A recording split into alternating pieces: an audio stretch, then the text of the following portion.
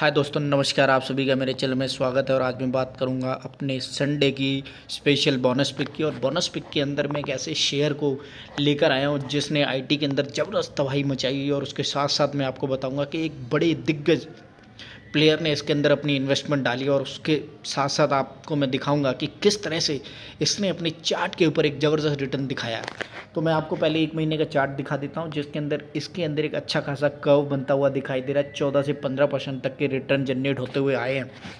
और अगर 6 महीने का इसके अंदर मैं चार्ट लगाता हूं तो आप यहां पर देखेंगे 132% तक के रिटर्न जनरेट होते हुए आ रहे हैं।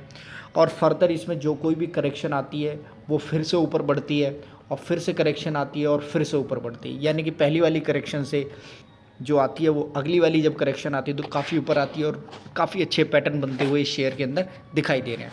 अगर मैं 1 साल का इसका चार्ट लगाता हूं तो आप यहां पर आराम से देख सकते हैं कि इसके अंदर 425% तक के रिटर्न जनरेट होते हुए आ रहे हैं।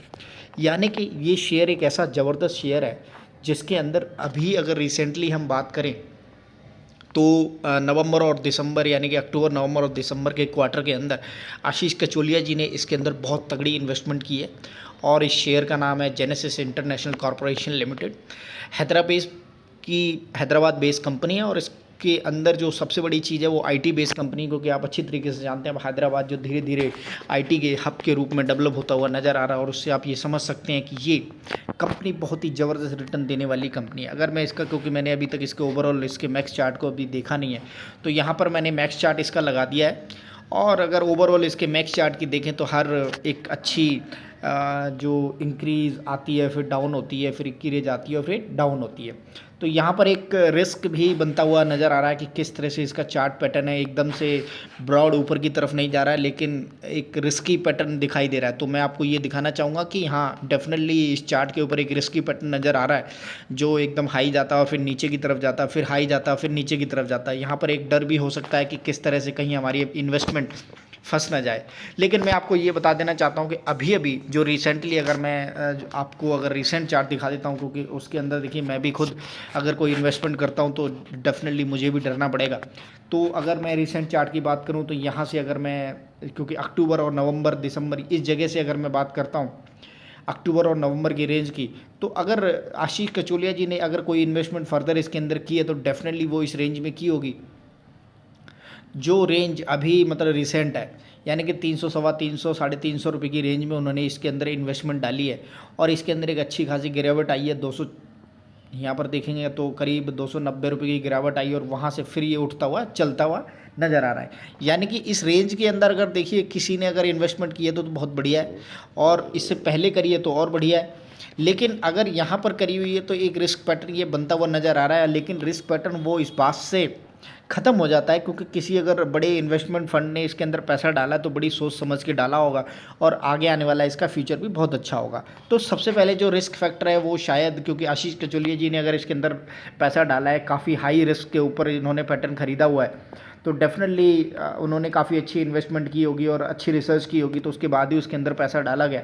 तो यहाँ पर एक रिस्क फैक्टर है वो थोड़ा सा वीक होता हुआ नज़र आता है। और जैसा अगर चार्ट पैटर्न को देखा जाए तो चार्ट पैटर्न के अंदर एक रिस्क जरूर आता है। लेकिन अगर पिछले 2 साल को अगर देखा जा रहा है, तो 1 साल को देखा जा रहा है, तो चार्ट काफ़ी अच्छा बनता हुआ दिखाई दे रहा है। कोई नेगेटिव मूवमेंट नहीं नज़र आ रही है। लेकिन अगर हर बार भी देखते हैं कि एक हाई बनाने के बाद लो मारता है, तो डेफिनेटली वो ये रिस्क का मैटर है।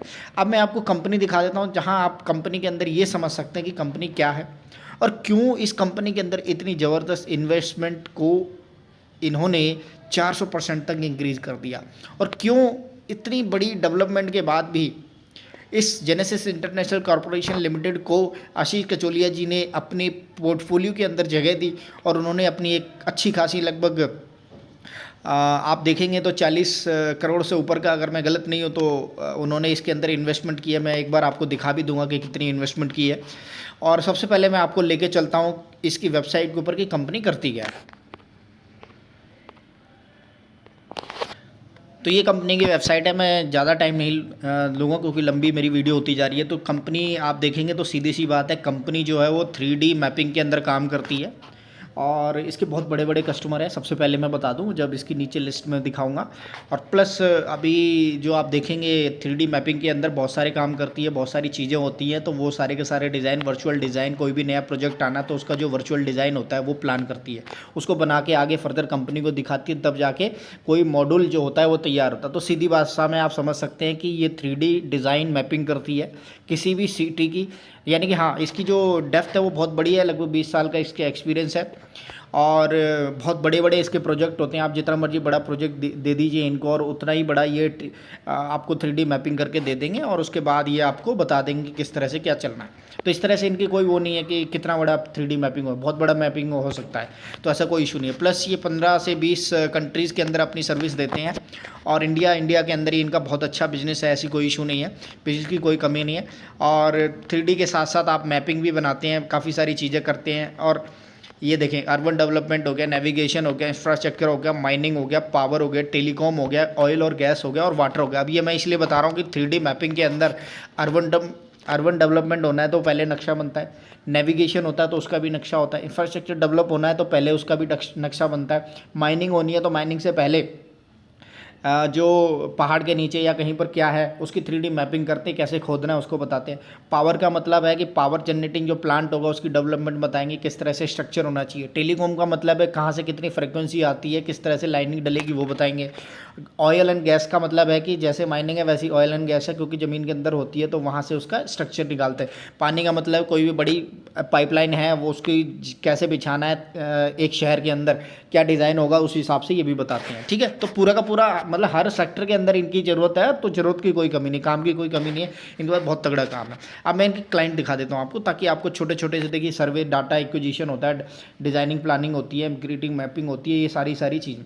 अब यहाँ पर देख लीजिए, देखो सबसे बड़ी चीज़ होती है क्लाइंट कौन है। तो यहाँ पर आप देख सकते हैं रिलायंस जियो इनका क्लाइंट है, TCIL इनका क्लाइंट है, और इस तरह से जो काफ़ी सारे जो बड़े बड़े देख सकते हैं आप, लवाजा जो सिटी बनाते हैं उनका है, ये रहा, ये सारे के सारे क्लाइंट है, आप सभी इनको जानते होंगे। ये मेट्रो है, मेट्रो का कोई भी प्रोजेक्ट आना है, पायनियर ग्रुप है। इस तरह से बहुत बड़े बड़े तगड़े इनके पास क्लाइंट की कोई कमी नहीं है, बहुत तगड़े क्लाइंट है। सुजलोन एनर्जी इनका क्लाइंट है, ये देख सकते हैं। रिलायंस इंडस्ट्रीज भी इनके क्लाइंट है और जियो भी इनका क्लाइंट है। तो इस तरह से क्लाइंट की कोई कमी नहीं है, इनके पास बहुत तगड़ा क्लाइंट है। HCL टेक्नोलॉजी है, बहुत तगड़े काम है इनके पास। भारतीय एयरटेल भी है, आइडिया भी, ये देखिए सारे के सारे इनके पास क्लाइंट है। LNT भी है, SJVN भी है, तो बहुत तगड़े पावरफुल क्लाइंट है इनके पास। अब क्लाइंट की कोई कमी नहीं है इनके पास।